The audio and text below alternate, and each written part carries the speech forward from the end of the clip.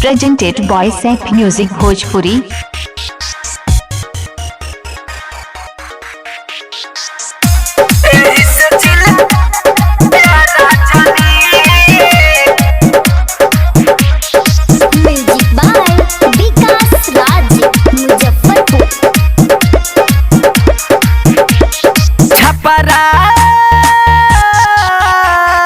छपरा में भइल बावे हानि, एही से जिलाया राजनी, एही से जिलाया राजनी। बलिया बलिया में भइल पानी पानी, एही से जिलाया राजनी, एही से जिलाया राजनी।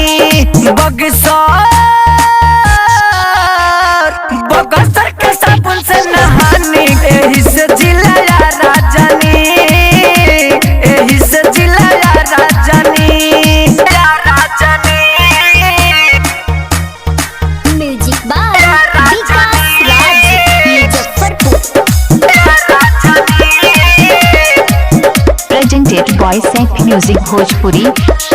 जानी हम पटना जिला, ठोकेला रोज किला, बोला के हमके कोठरी में, एही से नहीं हम जानी देवरिया ये सखी कुटेला धान खरी में।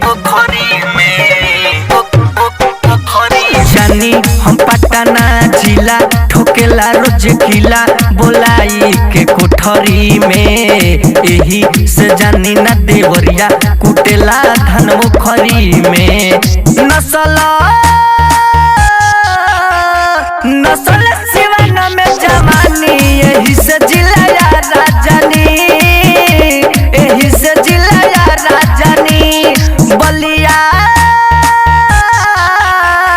बलिया के साबुन से नहानी, एही से जिलाया राजनी, एही से जिलाया राजनी। विकास राज खुशबू रिकॉर्डिंग स्टूडियो कहला बिशनपुरा बाजार। मिक्स बाय इमाम बाबू। जानी गोपाले गजबतिया दर्द बड़ी देला हो, कितना ले सही दुख ए सखी होला हो।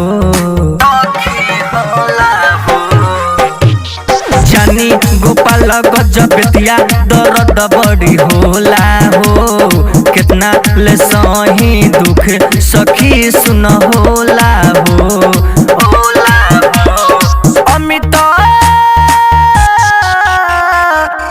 अकेला से न जानी, एही से जिलाया राजनी, एही से जिलाया राजनी। इमाम में गुड्डू से न जानी, एही से जिलाया राजनी, एही से जिलाया राजनी। Presented by Seth Music Bhojpuri.